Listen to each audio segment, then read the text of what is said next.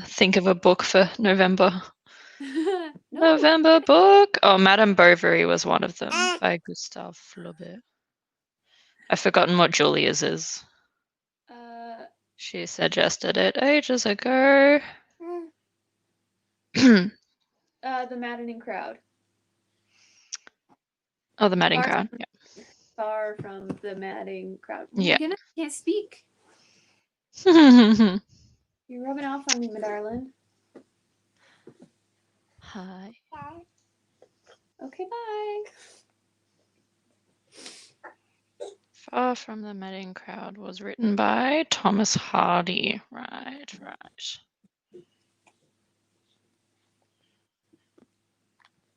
Who does have a mustache? Yep. That's Amora. Really? Hi. You've got lots of important things to say today, don't you? Yeah, he's not usually this chatty. Yes, feeling it today. Well, I don't have anything on my shelves to suggest, so... Robert Louis Stevenson has a moustache, if that helps. I'm literally just trying to Google classics authors that I know. Like, who has a mo?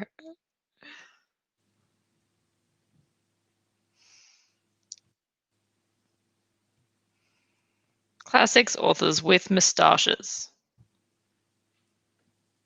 Greatest literary moustaches. This is what we need.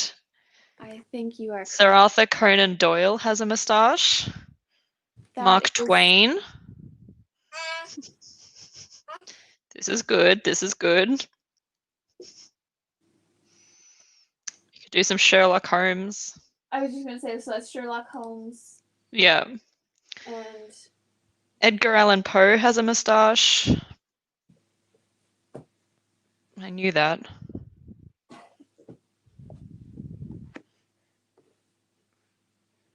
Thank you, Bloomsbury, for providing me with this list. So much more inspiration now. Oh my goodness. Oh, goodness.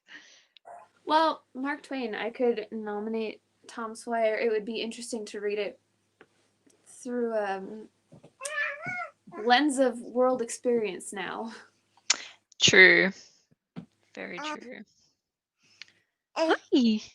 You're back. Hello. Thank you. And hello to our one viewer.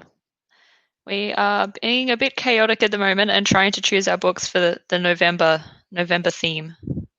And it's not going very well. Okay, well, I will do... You lock in Tom Sawyer? I'm going to do Tom Sawyer. I've got a couple nice of it. It would, if it got picked, it would be very interesting to like... To read after this year, especially, yeah. Yeah, especially after this year, because I read it a few times when I was a lot younger and wouldn't have understood a lot of the references in it. Yeah. I haven't read Tom Sawyer, but I have read Huckleberry Finn for university. So I would be really curious to read Tom Sawyer anyway, because I know that it's set before. Yeah. What did you click on? Oh, you turned on my podcast. Thank you. I think Julia should be here shortly. Yeah, she's just joined us. Hello, hello. Oh, look at how gorgeous you are. Wow, I am underdressed. So gothic. I wanted to be nice and gothic for the occasion. Well, you have delivered. Which way do I need to go? That way a little bit. There we go. Now I'm in the middle. Thank you. Molly and I have just been desperately trying to choose our nominations for Moustache Month, which is what I'm calling it. A good name for it. I think so. Ouch! Thank you. Just throwing my phone onto my knee. Oh, thanks for that, Ezra. Jeez. So kind. I already forgot what I chose Far from the Party, Madding right? Crowd. Yeah. I think that's a good choice too. We've got good choices so far. Yeah, as usual, I'm the last one to decide. No, but I love it when we have so many great choices and we can't really lose, you know? It's true. It's very It's true. like, oh, book I want to read or other book I want to read. I feel like the only thing with this is that then I get really sad at the books that don't win that I do want to read, that I'm like, I really hope someone suggests them again, like Yeah. next year or something, and we could just go through all True. 4 of them over time. Like the Pirate Month books. I I feel mean- like we had a lot of good suggestions for that month. And I just Yeah, there were some really good So many good ones. I mean, I'm low-key doing that this month because my very first month joining you guys, I was like, I want to read Far from the Madding Crowd, and it lost. Oh, that's true. So, You did. I trying to remember give it that. another Yeah. chance. Just keep putting it forward. Eventually Yep. we'll get there. Eventually it'll get picked. That's my dream. I still haven't picked mine though. Well, let's see. I've got 2 copies of mine. Oh, what is your pick? I have Just gone with picked Tom Sawyer. Yeah. So they're Ooh. exact same. The exact same. Oh wow. But, Double. This one I read several times as a child, so it does not have the last. It doesn't have a lot of it. Oh. Ah, So interesting. I found an extra copy of it at a used bookstore. Interesting. I like it though. I've never had to read Tom Sawyer. Yeah, I read Huck, but not Tom. Yeah, that was what. Same. Daphne was saying. Yeah, It's that's funny what 'cause I was saying. I read Tom Sawyer a few times before I read Huckleberry Finn. Yeah. You don't. And I mean, that came first, right? Yeah. Hmm. Just telling people that we're live. Okay. Edgar Allan Poe works maybe. Ooh. Oh my God. Gotta go Speaking with of, Poe stash. I have a pair of Edgar Allan Poe socks, and I was sitting in the Polka living room dots? the other day. I was sitting in the living room, and my roommate was like, "Who's on your socks?" And I was like, "Who do you think is on my socks?" And she's like, "From this angle, it looks like Hitler." And I was like, "Excuse me." It Yeah, is no, a not- similar. It is a similar moustache. I can sympathize with that. I'm not wearing Hitler socks, I'll tell you I that know. much. Imagine. I'm just gonna leave that on the floor now. Why don't you go play with your blocks?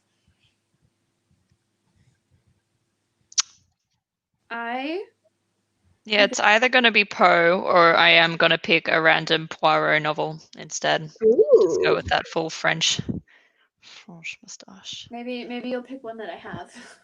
And read it again because it's been a long time. Ow, darling. Pulling my hair. I am going to watch Rebecca tonight. Ooh. My household and I Tonight? watched it. Oh, we're in different time zones, aren't we? Yeah, it's what, 6:15 here. It is Oh, yeah. Okay, you can do it tonight. very much daytime for me. Yeah. Yes, I will watch And it. I'm like, after we're done talking, I'm going to bed. Yeah, I still got a few hours left that I ought to be awake for. But I might watch it tomorrow if Vanessa's my here. roommate doesn't mind the spoilers. Oh, yay!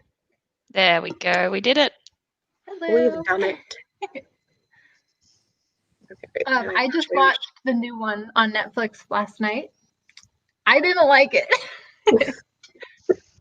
I watched it with a few of my friends. We did a buddy watch when it, like the night after it was released, and everyone else except me hadn't read the book, so they were like, "Oh yeah, this is pretty good. Some good twists." And I was just like, "No, you don't understand. The book is better." Yeah, have not watched it. However, I was reading up about the drama involved. Have you guys all heard about the drama? Because yikes. No. No? Apparently, the filming of that movie is low-key the cause of his impending divorce. So Oh, fill shit. in the blanks as you will. But I was reading about that because my cousin informed me of the drama. And the end of that article was like, I hope this teaches people to stop making bad movie adaptations of good books. And so I was like, well, That's the lesson learned. Yeesh. I'm high-key curious to watch the Hitchcock adaptation now as well, to see what that's like as an adaptation of the book. Me too, because I've loved all the Hitchcock movies I've seen. So, and it was made only like a few years, maybe like 1 or 2 years after the book was released as well. So I feel like it would be very fresh. I don't know. I'm curious. That'd be very. We shall see. The comparison. Yeah. Did everyone manage to finish the book? Not looking at any people in particular.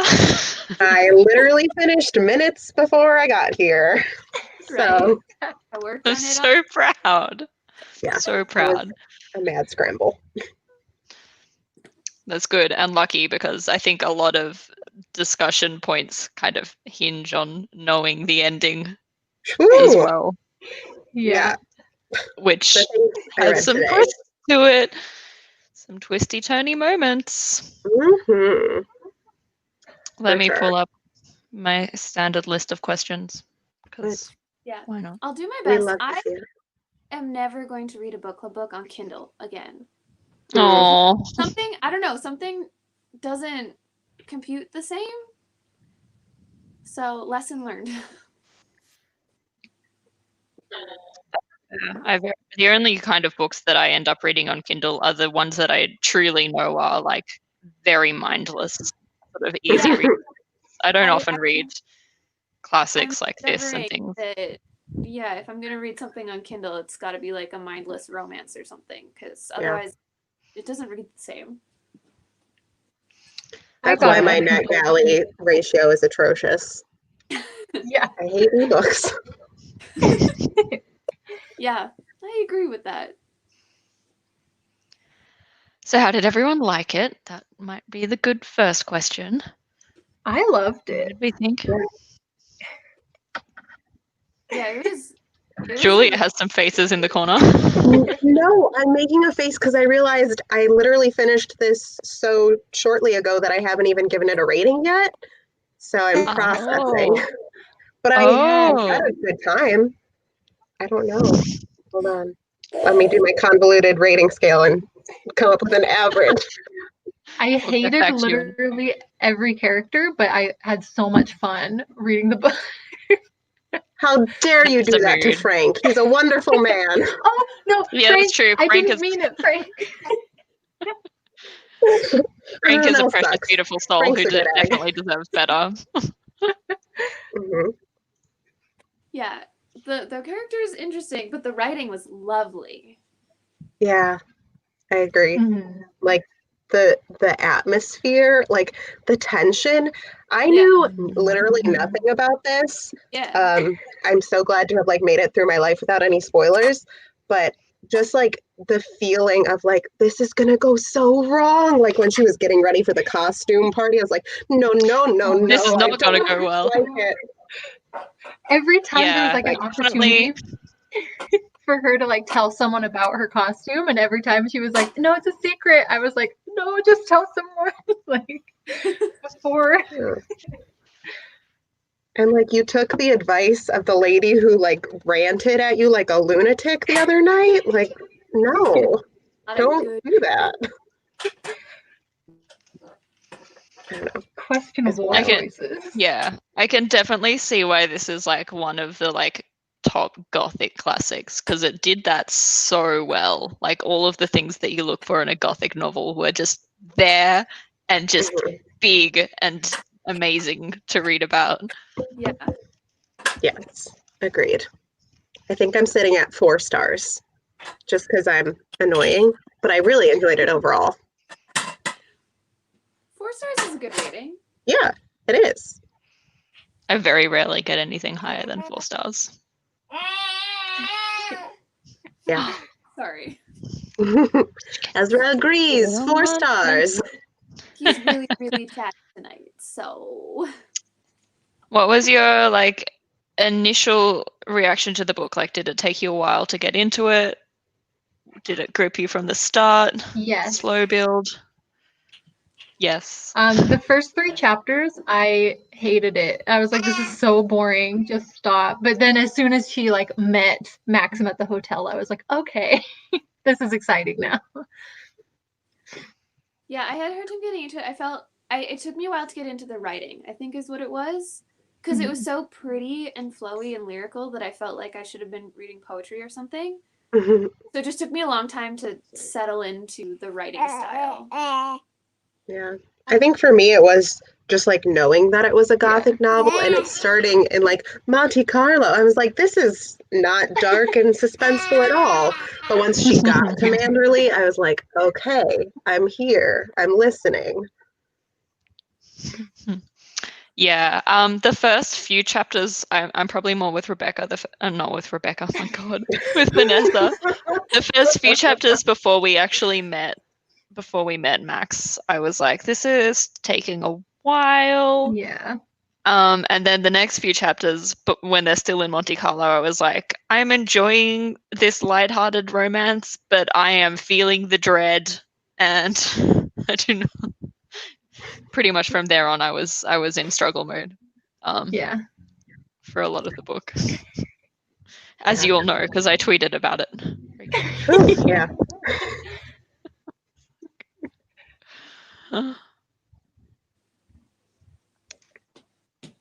Awkward silence. Did anyone have a favorite moment? A line or a passage or a scene or a chapter? Or... Let me look back in my notes. You can't have that. I'm honestly not even sure if I can think of one. Yeah, Sorry, my notes are incoherent, so talk. you turned on airplane mode. That's what's going on. Ah! Aww. Haven't you? Oh, sweetums. No.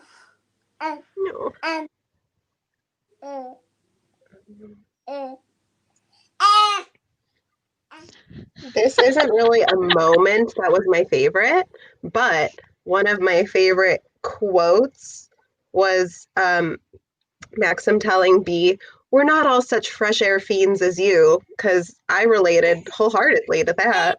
I was like, yeah, stay home club. That's what I'm about. Hi. Yes. I'm just I trying like to figure out. when Talk. she went into Rebecca's room for the first time and was just like, oh, this is like a dead person museum in here.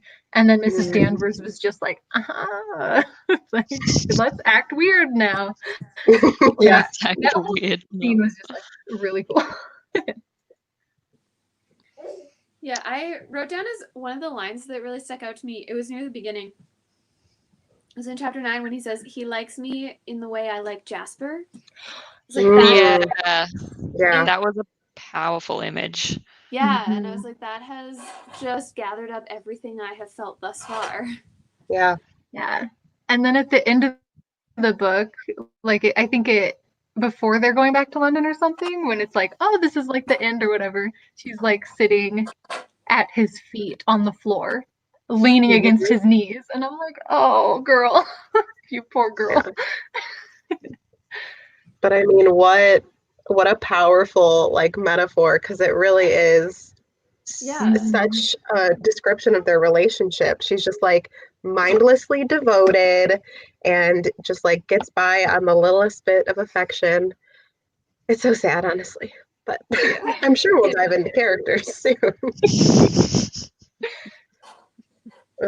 Still, I'm not sure that I have any particular favorite moments that I can think of. There were just a lot of little lines here and there. Although I really enjoyed when she went to the like the Happy Valley on her own when Frank was in London, and she was just like really light and poetic, and she's like, I love this place, and why is it that I feel so much happier here on my own? And she was just getting like really poetic and stuff, and I was like, this is really pretty.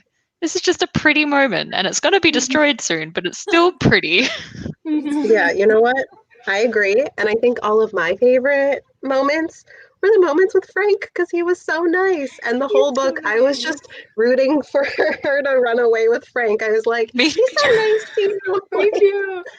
He just calls you pretty and like validates you. Yeah. That build up right at the end when it was like either he's going to get convicted of murder or freed of murder. I was like, if he gets convicted, she can run away with Frank. It's fine. This is fine. Yeah. It's getting implied within the text anyway. Frank's all for it. So I'm like, yeah, make it happen. Oh, puppy. Puppy, wants don't my eat the background. That's why she's here. She wants the food.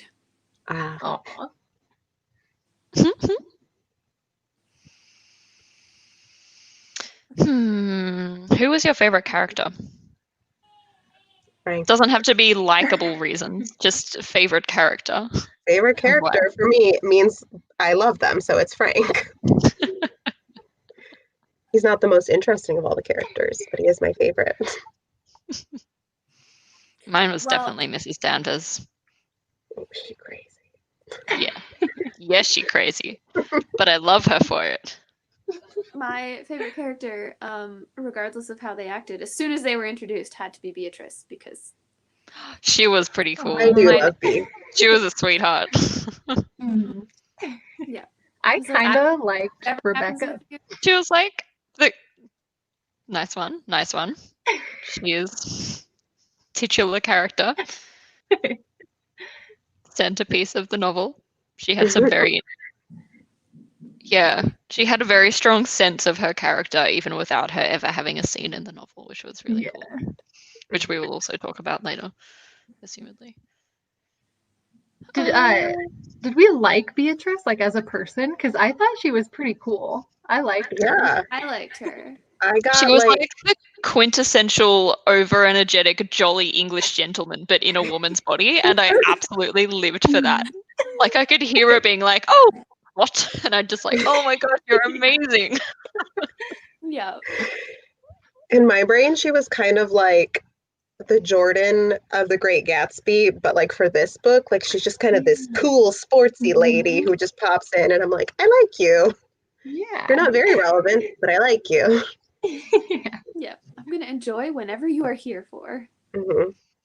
And her like bluntness was very refreshing in a book full of people skirting around the truth. Yes. I did like how she just kind of, whatever she thought came out the mouth. Yeah, not someone I want to be around in real life necessarily. Who's going to be like, oh, you look sick today. I'm like, thanks. But I mean, honestly, I worked for this. It's kind of like being around me, so sometimes I need to think a little more. Who was your least favorite character?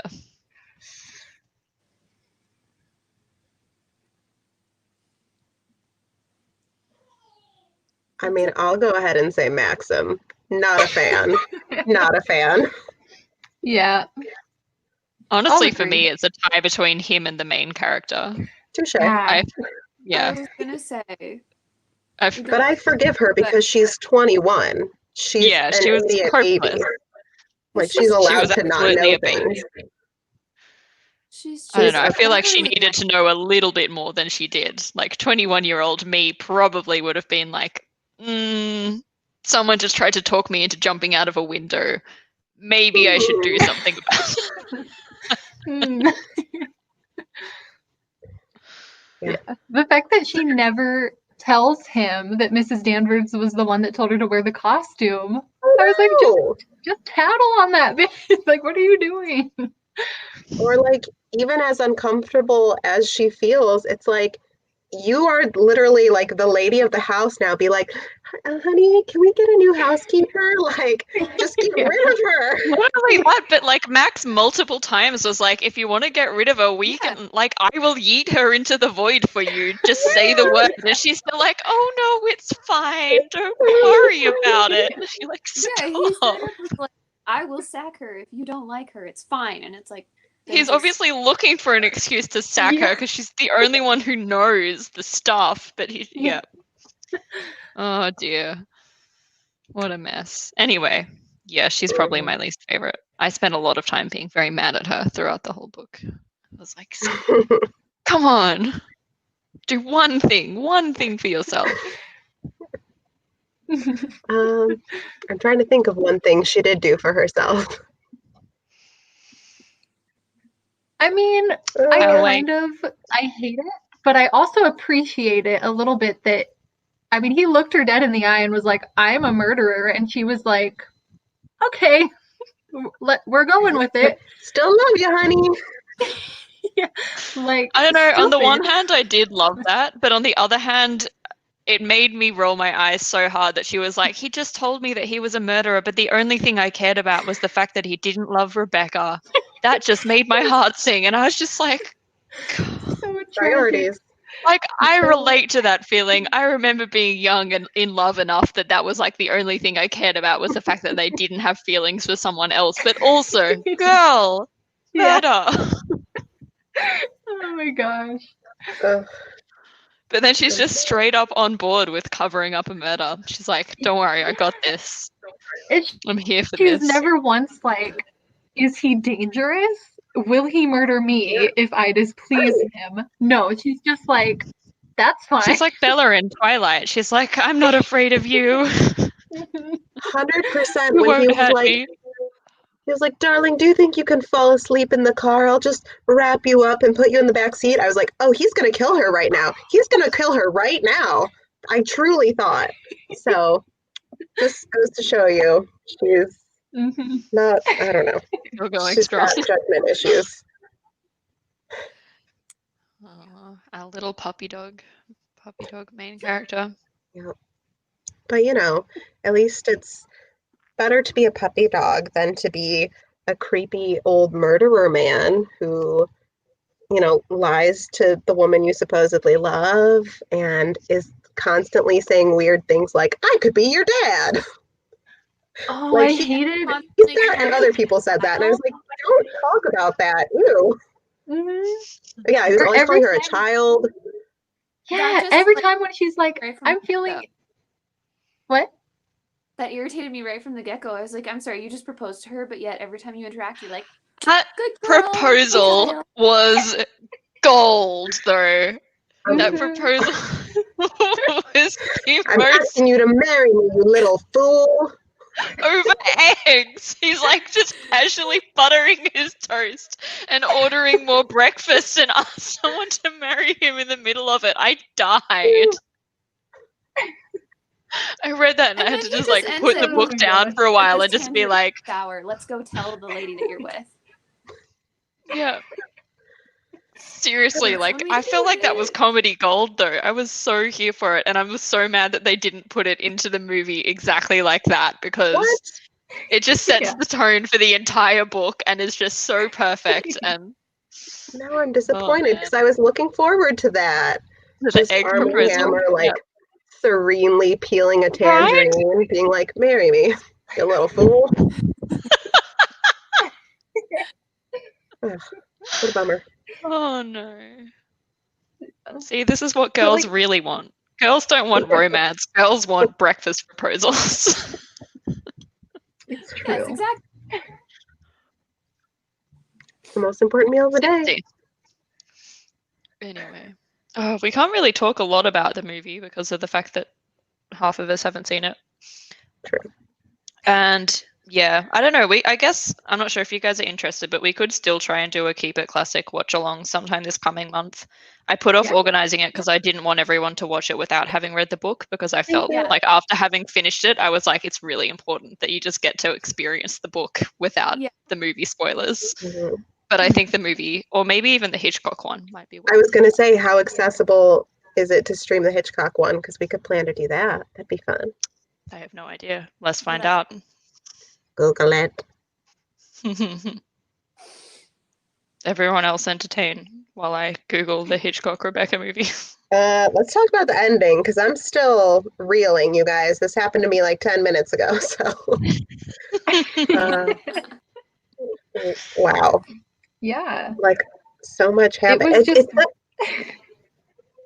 I don't know. It's just like such a weird shift from like kind of this whole like gothic suspenseful vibe, and then you hit Maxim's confession and the moments, boat yep. thing, and then it's like, this is now a murder mystery. We are trying to like solve the crime, and there's police and there's court people, and it's it was such a shift, but it was like very compelling.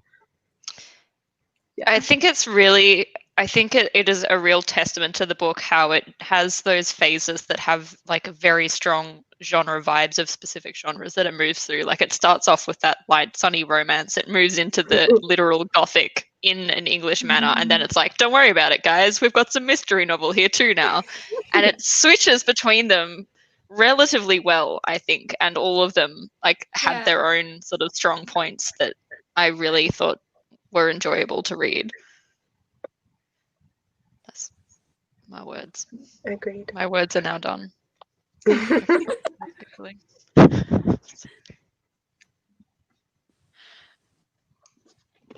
Did anyone, I didn't read it because I ran out of time, but my edition has like an author's note and like an extra epilogue thing. Did anyone have those and or read those? Mine didn't. Mine was like page 1. Last night I dreamt I went to Manderley again. Page end, something, something, fire on the hillside. And I was like, okay, this is all I get. Also, that end moment in the book, I have no words. It was so good. They were just like, oh, there's something glowing in the distance and seen. And I'm just like, what? Yeah. And she's like, oh, it's dawn. And he's like, no, darling. And she's like, the northern lights? Come on, darling.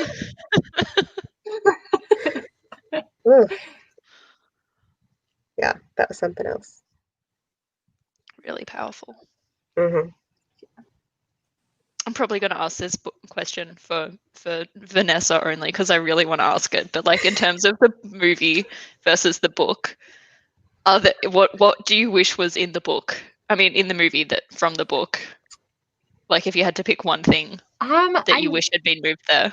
I wish that they had developed more of the narrator's sense of insecurity and not feeling like she belonged there or had any say, and that she was like walking on eggshells. Because I didn't get that from the movie at all. It just seemed like she was like, I'm here now. She was a lot more confident and stronger in the movie, which in some ways was a good thing, but in a lot of other ways, I think affected the narrative and the strength of that story. Because I think the reason why the suspense is built up for so long is because of how powerless she feels. Yeah. Let's see if I can do this quickly. This is not.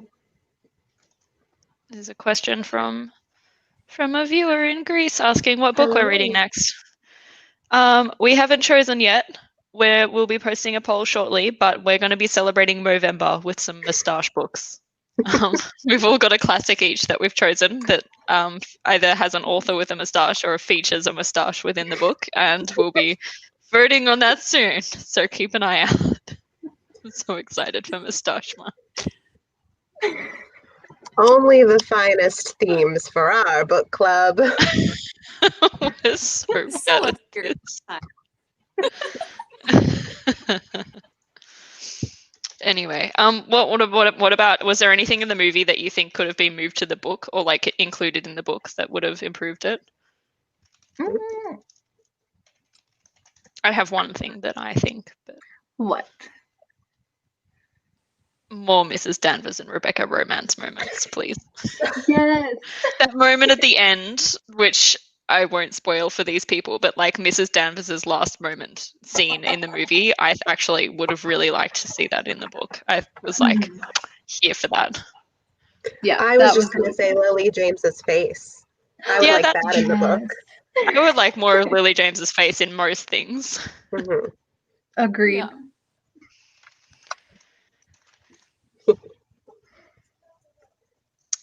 Okay, back to non-movie questions because.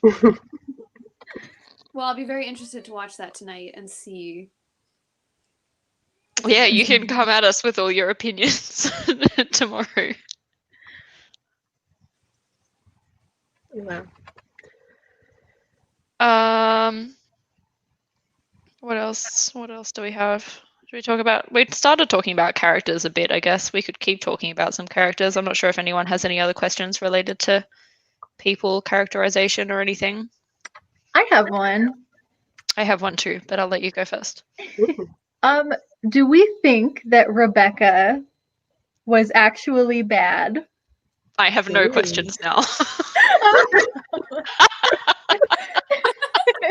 Great My literal minds. only Great question minds. left was, do we think that Rebecca is actually the villain of this story? I am hesitant. That's implying that there can't be two villains. That's true. I mean, there can be multiple villains. I'm just asking if you think she is a villain of the story, or the villain, or villainous, or evil. Go ahead, friend.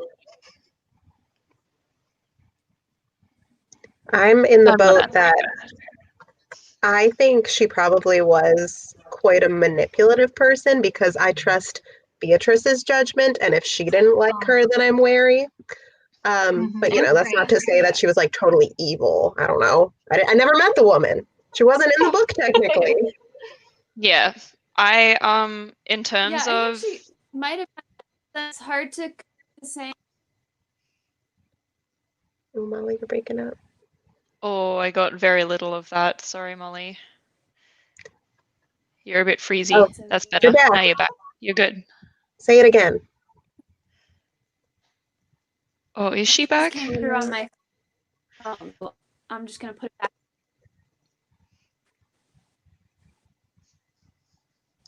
We're here for this. There we go. It's just cutting in and out. You're good. Get it. Yep. Oh. No, every time I say that she's good, I just need to shh. Then it goes. Yeah, I could see the manipulative, but like, I have a hard time committing to saying that someone was evil or villainous when like dead. So what is their actual view of the story? Mm-hmm. Also, I have a question related to this. I guess it was never really explicitly stated that I caught, except for like her romance with her cousin. But like, what are all the horrible things she supposedly confessed to? I want to know.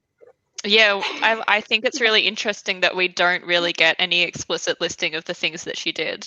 And it reminds me a lot of Dorian Gray, the picture of Dorian Gray, and the fact that that whole book is literally like, he's so evil, his sins are on this painting, but it literally never actually lists like what his sins are. And it leaves it up to the reader's imagination to kind of like build that villainous picture depending on how much they want to believe or not to believe that the character is a villain, which I think is what happens a lot with Rebecca. With the exception of the fact that like I would be confident in saying that she is manipulative. We get that from a lot of characters. They talk about the fact that she managed to make everyone like her. And I would be confident in saying the fact that she obviously was very cheaty on her husband-y, not just with the cousin, but like it is said that she does that with a lot of other men as well. And that's it. That's all I know about her. Which is enough for me to think that she's not a great person. And that's about it, really. Not enough to justify Max in killing her, though. Yeah. Except I am of the belief that she wanted that. That's true. Yeah. So like I don't think it justifies Max going all murdery, but I do like to think that that's her own little victory in deciding the way that she dies, which I think is more powerful than her being killed for any villainous reasons anyway. I agree. I really liked that. Yeah. I thought it was really powerful. But like, what a weird way to want to die. Yeah. Like, I get it. That was you're her about to choice. be in copious amounts of pain at a time when you don't really have much cancer treatment. Go for it. I don't know. I'd probably just throw myself into a river, but if you don't want to drown, maybe you do want to just be shot.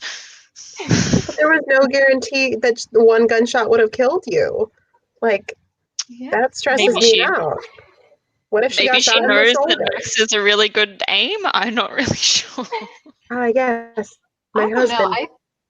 Guild It was pretty close marksman. range. I don't know, maybe. She did people hunt. basically get shot like in the it. chest from like that far away, but I don't know. I think she just hated Max, and that was like her last power play to be like, haha, F you forever. You get to, now you get to feel guilty about this and paranoid about this for a long time. Which Max says as well several times. He's like, she played the final move and she's won this game against me because now I carry this fear and this guilt. Which, she's such a baller. Like, I love Rebecca. Right. What an absolute boss. Yeah. Power play, I mean, I think we really do. If you ever go through a really bad breakup, just convict them of murder. It's fine. You win now. You're dead, but you win. Yeah, that's one way to win the game and exit it. Yeah. And it can't ever lose after that. Like, it's leaving on a high, literally.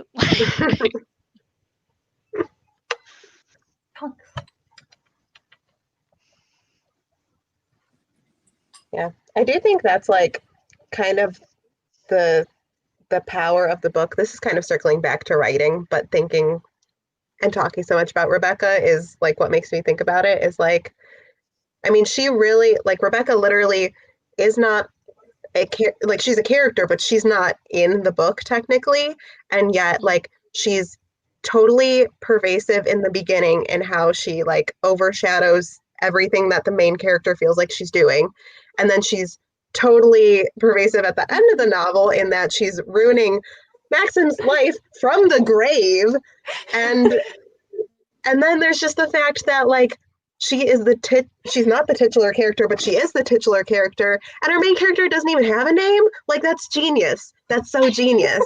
I can't get over that, you guys. So clever, yeah. Like, it's so powerful. I agree. It just excites me. What a good device. I love it.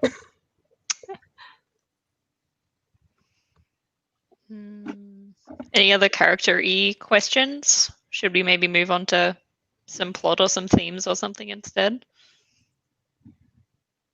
Sure. Nods non-committally. Any preferences? Plot, theme, something else? I can't think of. I go through my list of like general questions, character questions, plot questions, theme questions. I'm cool with We're good on character. We are good on character. We should talk about setting as well. Setting sort of comes and goes in certain books. Setting is a big one for this. This one in particular, Manderley is like barely even a setting. It almost becomes a character of its own in this book.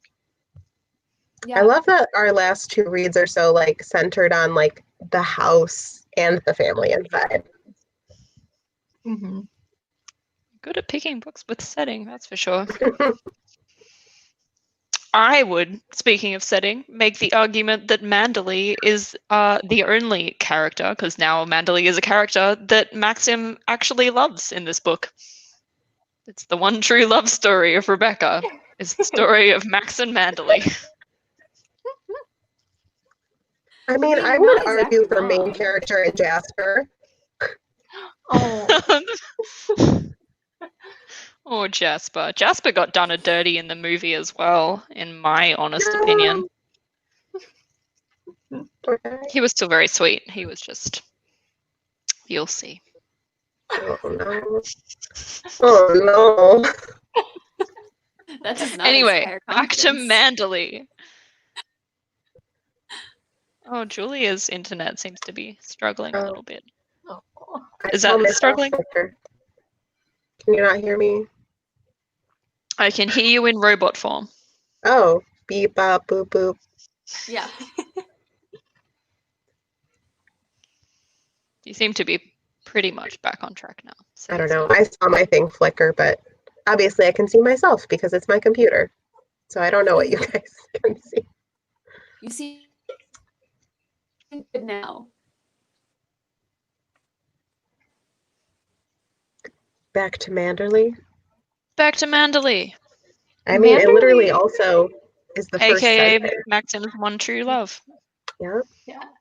It was such like a tease too, because it's this amazing, beautiful place that the main character doesn't get to enjoy until the very end, and then it's gone. It's like, too late. And then like that moment of realization where all of her talking about it at the start isn't even a Manderley that she ever knew. It's like the Manderley that could have been if it was still there after the kerfuffle. Yeah. Yeah. Yeah. It's Very pretty powerful Manderley. that Manderley is like the sandwich of the novel. It's like, here's what I'm dreaming about, Manderley, and oop, bye, Manderley. Manderley is the sandwich, but it is also the filling. It sure is. Book should have been called Manderley. No, that ruins my favorite thing. But that would have been a good alternate title. I agree.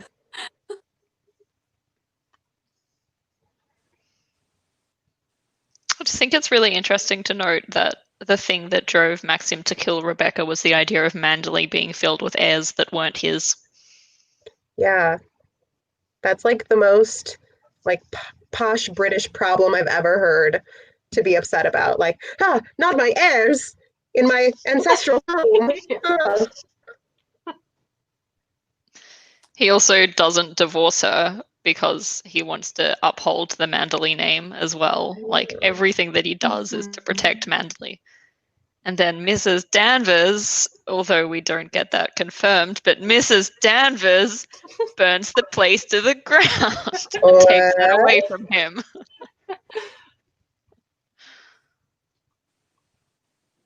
Yeah, that's one way to say F you. Yeah, she knows though. She knows that that was the only thing that would actually hurt him in a way that like nothing else would. Which is sad that not even like losing your second wife would hurt you at all. Not as much as losing Manderley. But also, he took away her one true love, so. I love your really strong headcanons about this novel. It's not even a headcanon, it's just canon, I swear. I agree, but like, was it said? No, but I agree. Yeah. I have a strong passion for Rebecca and Mrs. Danvers. I'm here for it. I mean, but also, didn't she like low-key raise her? It's a little weird to me. We just read The House of the Spirits, man. We should be all over these moments by now. I'm gonna get off them. But also, yes. No, you're not wrong. But it's probably just another one of those, I don't know, they always do that in these older novels, don't they? They're just like, such strong female support for each other, but it's not romance. Don't think that. Yeah. No. Yeah. When it's like, yes, it is romance. Like, shut up. We know what we're reading. That's love. Yeah.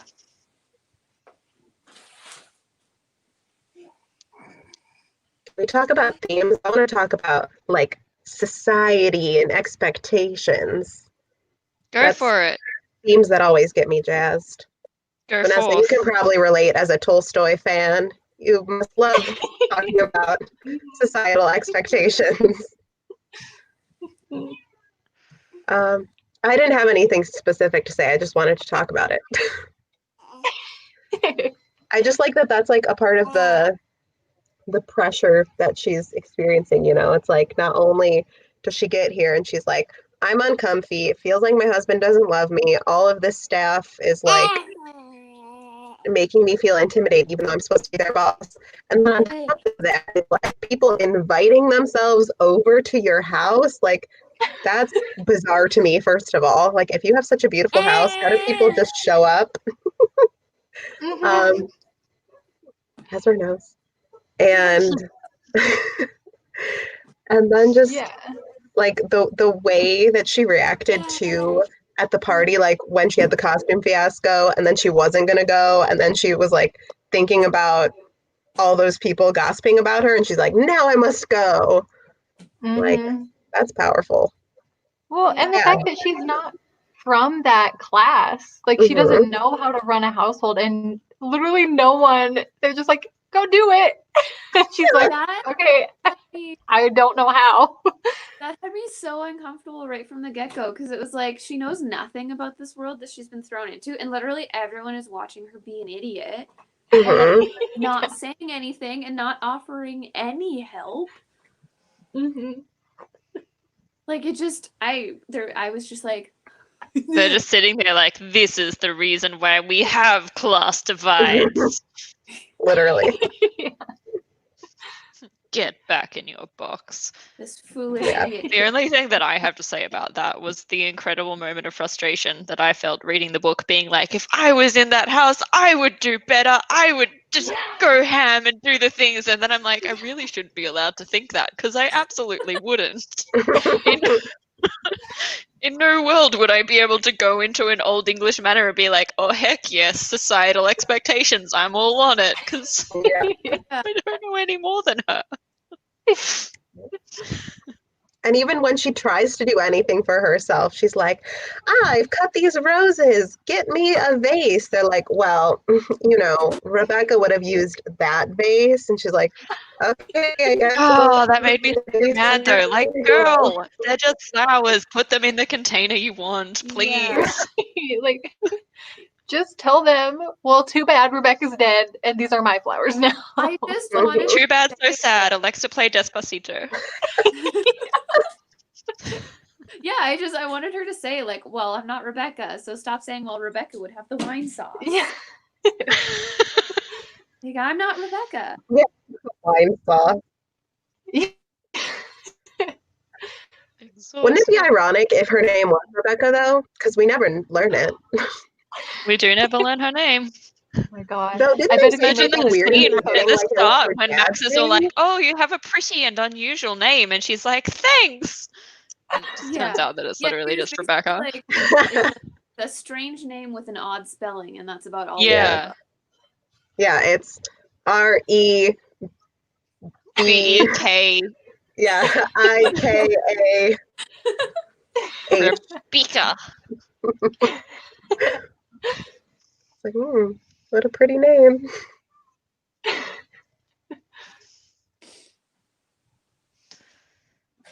Oh dear.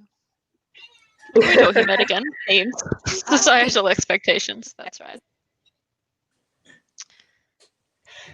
Yeah, well, I think another one that plays a big part is the idea of like a wife having to be just this subservient kind of like, I'm just here to make your day better. Because I think that's a big reason why she wouldn't talk to him about how she felt, and she wouldn't, express that she wasn't happy, because she's like, that's not my job. I have a job to do as a wife. Yeah, it was so sad. Do you think it's part of the reason why Maxim hated Rebecca more? Because she wasn't like that, from what we can gather? Yeah, he definitely wanted someone to cater to him and focus on him and make him feel better.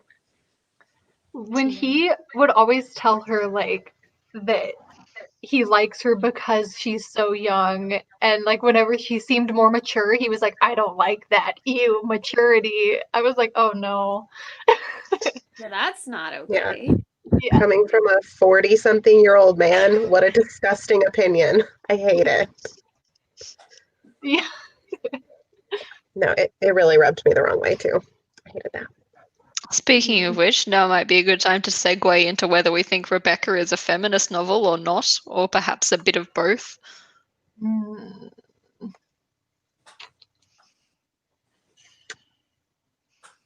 I don't think it leans strongly either way, honestly. I read it just kind of as like, these events are happening regardless. Like moments that did feel feminist or didn't feel feminist, overall, I just came out kind of neutral. If anything, well, I'll say it after you guys share your opinion. Slightly different issue. We'll get there. I don't know. I think it's hard, like, through a modern lens. Because, like, through a modern lens, I want to be like, yeah, because it's showing how shitty and, like, the perils of having to conform to these ideas and, like, what women go through, right? Like, serve your husband or be murdered. Like, but then I don't know, because I don't know. Yeah, because our main character certainly doesn't make up for that fact. Yeah. Mm-hmm. Yeah, that's the part that gets me, is like the main character could not at all, like, she can't even stand up for herself in any way. She just wants to be the good wife, which doesn't really lean to a feminist side. Yeah, but is the novel supporting unless it is a critique of that, using that as a device? I think there's a lot of interpretations, and people have made arguments sort of to and fro on it, and it really depends on which character's actions you decide to look at more. Like, obviously through the lens of looking at Maxim, it's very much not. But looking through some of the female characters, it kind of very much is, and Rebecca would probably be one of those characters. And I mean, you can even argue for the protagonist in that, like, once she knew her husband was a freaking murderer, she was still like, I'm going to stand by you. And it's like, okay, well, you chose, like, good for you, you know, at least you weren't just like crying about it, I guess. I don't know, like, you took a stance. And with no hesitation too. That's what gets me. She wasn't even like, hold on, I need a moment to process this information. No, her processing was during the kiss, and he was like, oh my God, you hate me. And then she was like, no, I'm figuring this out. I'm good. Like, I still love you. You're my murder husband. You're my murder husband. Oh, man. But no, more than the feminist issues, what concerned me in this book was just, I mean, it's a sign of the times, obviously, but just like the blatant brown face and all the mention of blackface, I was like, oh, okay. Yikes. Like, every single costume at that costume party, I don't think there was a single one that wasn't inappropriate. Very uncomfortable. Yeah, I mean, literally the line when they were talking about costumes, and he's like, as long as you don't like paint your face black and go with the monkey. And I was like, maybe you meant literally, but it still feels yikes. Like, I don't like it.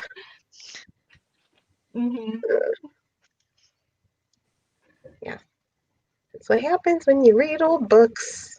You feel uncomfortable. Yeah. Got to read it through many, many lenses. Yeah.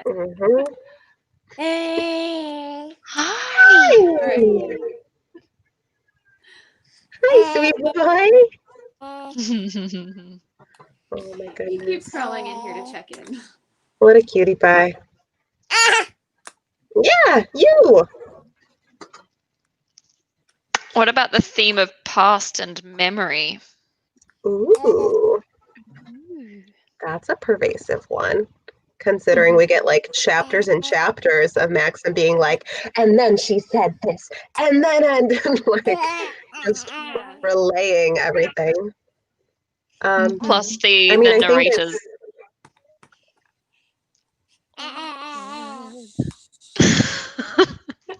The narrator has a very strong obsession with capturing the moment as it is now and trying to like keep that moment and remember it forever. And it's like she's almost morbidly obsessed with the fact that nothing will be exactly the same as it is at the moment that she's living in it. And that is a lot of her narrative, which I think. I think there's. She also has like a really wild imagination. Yes. Yeah. There'd be just paragraphs of her being like, and then here's what I would imagine Rebecca eating for breakfast, and then she would use her left hand to pick up the fork, and it's like, yo. Then she'd talk on the phone, and then she'd come back into the lounge room and she'd be like, oh, don't worry about it, husband. It wasn't anyone important. It was just my cousin whom you don't let me talk to. But don't even think about that. And then the time that like Max actually caught her like in these deep imaginings, and he's like, you were like mouthing words. What was that? And you were like literally like holding up a phone and things. Bonkers. Like, I don't know what you're talking about. Love it. I think that the main character raises she raises this really interesting thought of like, I don't even know how to phrase it properly, but like the concept of like the you from the past being like dead or not even you from the present anymore. Like she has this really odd way of talking about things that kind of makes it sound like as soon as a moment's gone, the person that lived in that moment is also gone and is like no longer her anymore, which is, yeah, I don't know. I used to have a boyfriend who thought a lot like that and was obsessed with that thought, and I never understood it. But I think reading this book helped me kind of get into that headspace and actually like be able to relate to that thought a bit more than I ever have in the past. Mm-hmm. Yeah, it's a way of thinking. Mm-hmm. I feel like, and people who feel that way may think differently. Like, I don't really think of my past self or whatever that way, or my future self that way. And I wonder if it's almost like a coping thing for insecurity, because it's like, these are the mistakes I've made, but this is who I am now, or like aspirational too, being like, this Rabuka, sorry. That really threw me. Or yeah, aspirational, like, the way she says to Maxim, like, I wish I was 30 and clever. I don't know what she said. And he's like, I don't want you to be that way. But it's what she kind of envisions for herself, because she's like, oh, I'm so timid and plain. And I wish I was sophisticated, but I'm not. Yeah, I want to be 36 and wearing black satin, I think. And pearls. 30, yeah. Right. In that same moment, that's the one where she talks about being able to bottle up a memory, like a specific moment in time as well.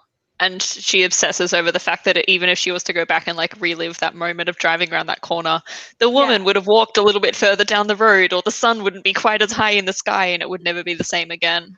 And yeah. But that is an interesting thought that Julia said, of it being a way to cope with such severe insecurity. Don't think about past mistakes. Don't worry about what's going to happen in the future. Can only focus on immediate. And the exceptional, almost painful happiness and love that she feels in that exact moment. Yeah. She's a dramatic one. She's definitely a dramatic one. I almost wish we'd got to see more of that in other ways. Like, there were lots of moments with her imagination, and every now and then she'd come out with these really witty lines when she was talking to just Max, and I was just like, I just want to see you flower into like the confident, clearly like imaginative, intelligent person that you are, but like with the confidence to let other people see that. Like, can we see that nameless narrator at some point, please? Like a sequel or a parallel universe? I wonder if there's Rebecca fanfic or like unofficial prequels and stuff. It's gotta be. I'm not sure if it would be based on her versus based on Rebecca and Mrs. Danvers, who, as we all know, are OTP, but I want to read a prequel that's like about Rebecca's point of view. Yeah, 10 out of 10 would read that. But also, speaking of like I just reminded myself that speaking of her like lack of confidence and her insecurities and the way that that absolutely drives the novel the way it is, a lot of people do talk about this as a coming of age novel, of her growing into herself, because obviously her flashback moment when she's talking in the future about all of the stuff that's happened, she's like, I'm so much better now. I'm so wise and confident, and look at my young self being silly. Yeah. Did a quick Goog, and there are several published Rebecca retellings, including one by Susan Hill, who's the author of The Woman in Black, right? I think. Jasmine and did it's about Rebecca literally being a ghost in the house. Is that the one it's called something about Manderley, isn't it? The Lady of Manderley, or that one's called Mrs. De Winter, but I'm sure I'll find that one. I remember seeing it in the bookshop when it first came out and being like, that's a really pretty looking book. And then now looking back on it, I'm like, the names, the place, it's all familiar now.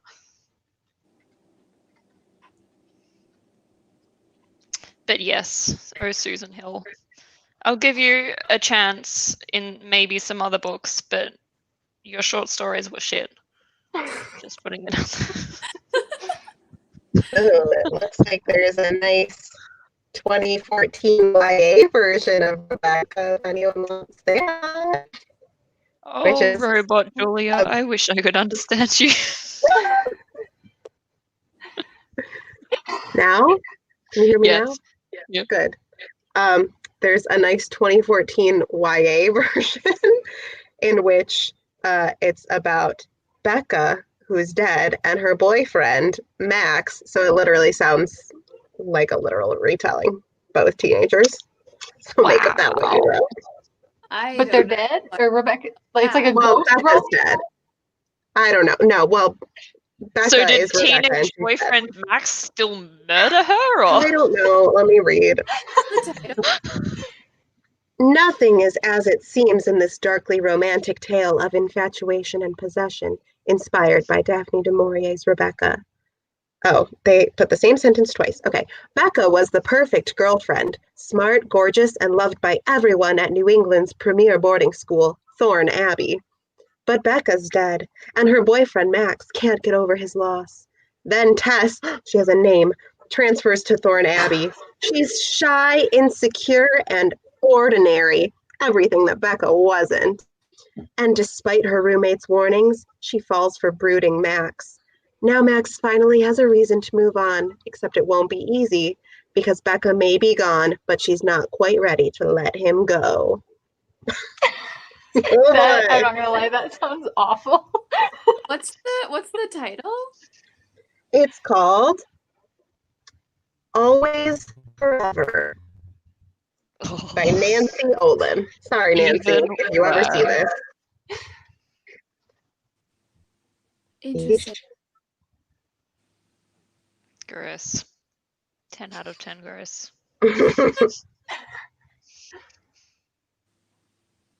And there's like a Long Island version, but it sounds like it's with adults. But in every time, I don't know. I guess I just don't understand retellings that are like so literal. It's like, and this is Max, and this is like, there's another one with Rebecca, but her name is spelled different. It's just like Rebekah. And I'm like, well, what is the point? Like, what's so different? You know? Yeah. You can do it better. I don't. When Julia gets so mad, she turns into a robot again. Dang it. You're like, what is the point? It bleep, bleep, bloop, bloop, bleep. Perfection. Pure anger. Pure emotion. That's exactly what happens in real life, too, when I get angry. It's malfunction. Oh, yep. There are many Rebecca fanfics as well, though. Oh, I bet. But see, I don't want like a retelling. I want, and I'm sure this would probably be more easy to find in fan fictions, but I want like a sequel. It's like Max and narrator are like Bonnie and Clyde on the road now. That'd be fun. Yeah. I still don't like him, but I think it'd be an interesting little story. Mrs. Danvers, The Faithful Servant, a retelling of Rebecca, but from Mrs. Danvers' perspective. But of course. There we go. There's a Rebecca that's the prequel. I always wondered why Rebecca was the way she was. Mm-hmm. Hell yeah. Prologue to the novel Rebecca from the point of view of... Oh, Maxim. Less good. I want one from the point of view of Ben. Where's Ben's POV? Oh my gosh, yeah. Because I do want to know the things he saw. I feel like he saw crazy stuff. Yeah. What is it with Gothic novels and using the literal like plot device of the idiot who happens to see all and is incapable of lying? I couldn't tell you.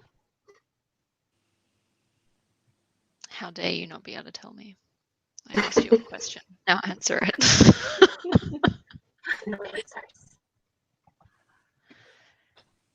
Any other questions or thoughts? I've lost my question now because now I'm Googling Rebecca fanfic. As I should be. That's what you'll be doing tonight. Mm-hmm. Mrs. Danvers. Dark academia lesbian. That was my favorite tweet of yours recently.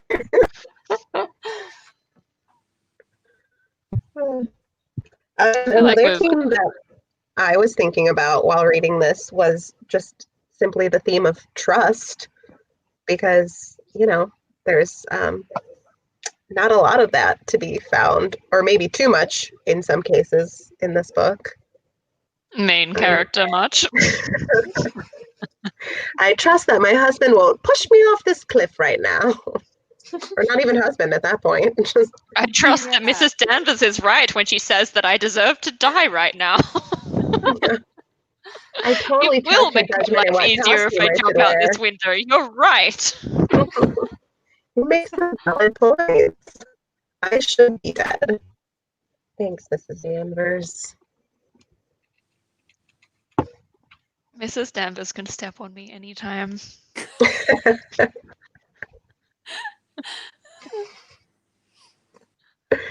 Sorry, no, please talk about trust. Let's not talk about me simping after Mrs. Danvers.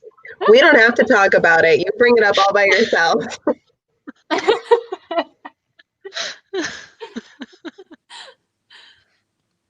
Trust, though. Yeah. I don't know. Is there a question? I can't answer, just a sentence. I don't have any thoughts yet. No, I'm not good at questions. I'm good at prompting sentences. Okay, what do you think of the theme of trust in this novel? What Perfection. characters are trustworthy in this novel? Like, do we trust Max's explanation of Rebecca? Do we trust the narrator's feelings towards Max? Do we trust Mrs. Danvers? Probably we not. trust Beatrice and we trust the narrator, and that is it. Oh, maybe Frank, I guess. Although even Frank has been pretty, like, he was willing to lie for Max on quite a few occasions. Yeah, he's a good friend. Like, ooh. He's trustworthy for Max and like no one else, basically. Maybe the narrator now, but yeah. Yeah, I was gonna say I trust Beatrice, but I don't really trust the narrator. I try to be honest because she doesn't know how to do anything else. I don't try to like stand up for me. I always question, do you trust her when she says that, like, oh, Max told me I did all of these horrible things, or did Max just be like, oh, Rebecca was a bitch, and then the narrator was like, oh, she must have had an apartment in London where so she true. cheated on him You all could the time. absolutely Like, make that canon. Serial killer. There is absolutely nothing to say that that's not canon, that she just imagined that whole scenario and never told us.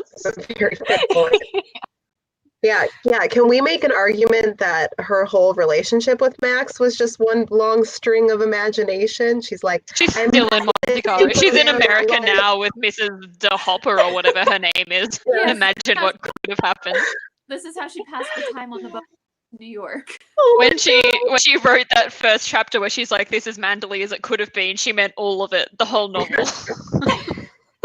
Yeah, well, because she did know about it because she had the postcard when she was a kid. Think about it. Conspiracy theory. You had the gossip who was just filling in enough details that she could just kind of run with it. It's true. And that's not to say she didn't meet Max, but then she just like imagined what her life would have been like had she fallen in love with this mysterious widower. Yeah. In her like 12. It all started with the egg moment. The egg proposal is where we go from real narrative to imagined narrative. Yeah, that was her dream proposal. Proposal. It started when she had the guts to run to his bedroom and knock on the door and enter because she is so freaking timid and scared of everything. Would she have done that? Touche. God, that is a great conspiracy theory confirmed. I'm really into this theory.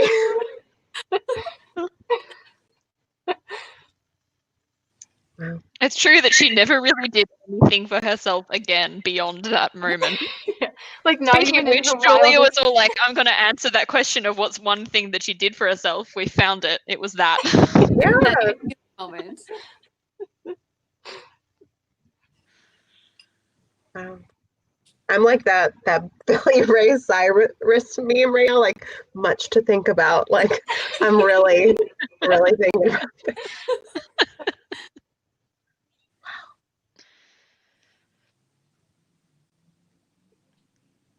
If you were to do an adaptation or a retelling of this story, what would yours be? Ooh. What would you keep? What would you yeet into the void? I think mine would be almost the same, except when the whole like trial is happening, then our main character realizes, wait a second, Frank has been in love with me this whole time and he hasn't killed anyone. Frank, let's run away together. And they do.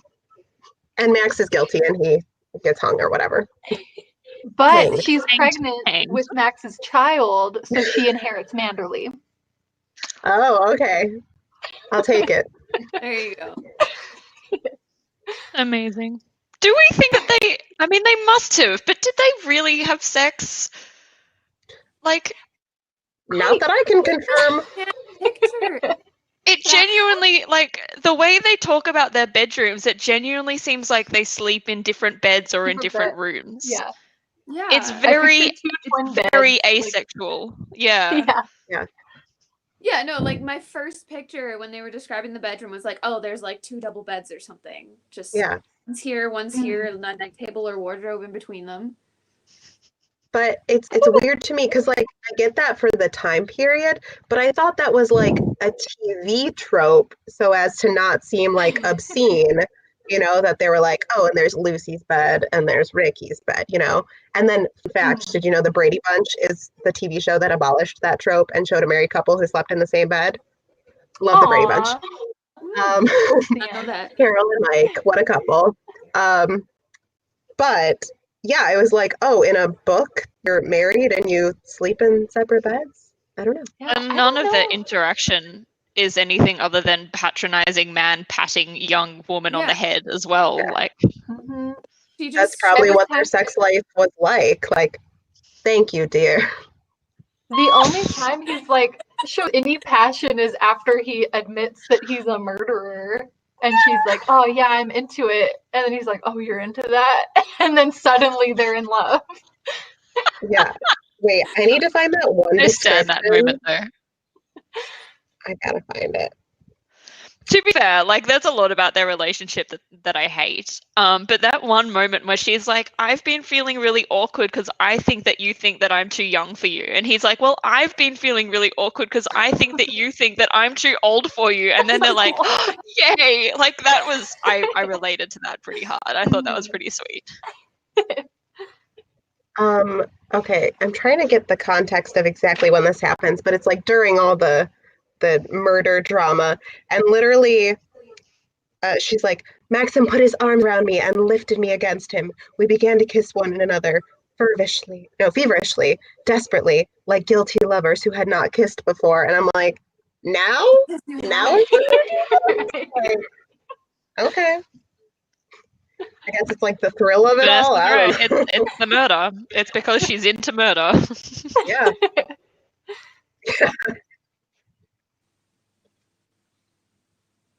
That's some kink. Wow. What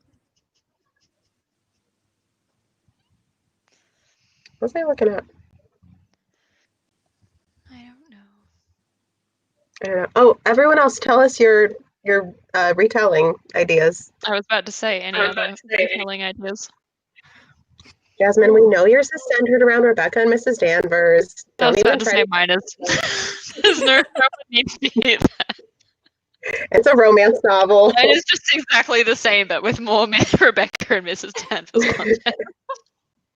I want to hear about them laughing in the bedroom together about all of the dumb men who are just like going after Rebecca. I want like a fun feminist thriller about a high society young lady named Rebecca who her parents are forcing her to marry some rich guy. So she's like, fuck that guy. I'm going to live my life and I'm going to blackmail him into letting me live my life. That's the fan fiction I want. That's basically the novel, hopefully, just from her perspective. Yeah. I want to hear about all of her like boating trips and like taking her friends out on the yacht and having midnight picnics in her cottage. Like, that's the life that I want. Yeah. Her life sounds pretty good. Like, that was one of the things where I was like, am I missing something? Because Maxim's like, oh, and then she was having picnics at the cottage. I'm like, were they orgies? Like, why is he so mad about the picnics at the cottage? Like, I think the implication is that they were orgies, but yeah. Honestly, even that sounds pretty great. That was the You only do you, reason Rebecca. I'm so mad about it. I don't know. Look, man, if she wants to be a swinger, she wants to be a swinger. Like, just let her do her thing. Molly, it's your turn. I think if I were to do something, I would want to take the novel, but I want to like maybe kick the narrator a bit, make her grow up, get some balls. Mm. Wow, like a coming of age story where she actually comes of age. She actually comes of age. Yeah. Truly, it'd be good. That's fair. I wanted her to have her moments so badly. Like all of those moments where she was getting kicked down, I was just like, I just want you to have one moment where you show them. Like just show up and just show them that you've got this, please. Mm-hmm. She literally never did. Something. Yeah. Oh, didn't she have one at the end? Did I imagine that? The last 100 pages were very rushed for me. Like right at the end when she was basically just simping for murder, yeah, but It would have been nice isn't for it there to a moment happen earlier. where she like bitches out Miss Danvers or something? And I was like, finally. Yeah, but I wanted her to be like, y'all are judging me, and now look here, like I've hosted a ball or something, or like done a dinner party, like just one thing. Yeah. Oh, yeah, no, you're right. It is Vanessa, because she's like, I don't know why you had Robert tell me. And she's like, if I want Robert to tell you, then I'm going to have Robert tell you. And this is the menu. We're not going to have the cold food. You can throw the cold food in the trash. She was so passionate. Yeah. It was a long time coming. It was nice. Mm-hmm. And then Mrs. Danvers is like, well, fuck you, I'm going to burn the house down. Yeah. You said you wanted No, she piping hot didn't tell me food. what to do with dinner. Here's a piping hot house for you. Enjoy. Although, can we confirm it was Mrs. Danvers that set the house on fire? Okay. No. Didn't think so. I just wanted to make sure I didn't miss that. Yeah. No, yeah, I did say that at the start. I was like, Mrs. Danvers, but absolutely not confirmed, but definitely Mrs. Danvers. Plot twist, it was just Robert trying to microwave something. Or plot twist, it was Frank trying to protect Maxim still, and he's like, I'll cover up all the secrets. If there's no Manderley, there's no evidence of anything. They never existed. Does that mean we have a Frank and Max gay headcanon as well? Well, no, because I think Frank deserves better, but also I believe it. He could be bisexual. He could be there for Max and then there for narrator instead once he meets her. 100% believe that. Yeah. Confirmed. Romance tangle. Well, we've done nearly an hour and a half. Any final thoughts? Any final things you'd like to talk about?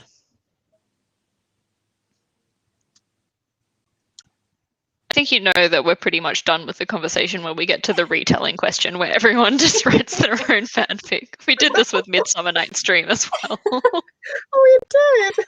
Yeah. I have to go. I think my child just fell something fierce. I just heard a massive thump. Oh, buddy. And crying, so Oh no. That's me. Gotta go. To the rescue. So, Fair enough. sorry, I got a piece real fast right now. I think we're wrapping it up anyways. Yeah, that's Okay. fine. Hope he's okay. Sorry. Go save that baby. Talk all later. Okay, bye. Bye. Bye. I do want that to be our new go-to question for every book we read is, okay, but what's your ideal fanfic or retelling of this book? First question is always, did you like it? Then we have an hour and a half discussion, and then the last one is, okay, so what's the fanfic? Yeah, That works. it's a nice format. All right. No final words, final parting lines or comments? Maxim bad. Maxim's My bad. final thought. Don't date We could just men. write a code for that where we just like insert male character from this book bad, and that's Julia's parting line for Yeah. every month so far. Yeah. Honestly, very correct. Don't date a man whose pet name for you is Little Idiot. Yeah. Little or fool. child. Yeah. True that. I don't know. I don't have any final lines. I think those were great words of wisdom to conclude on. Yeah, that's a good one. All right. I will end this broadcast. See everyone next month. Bye.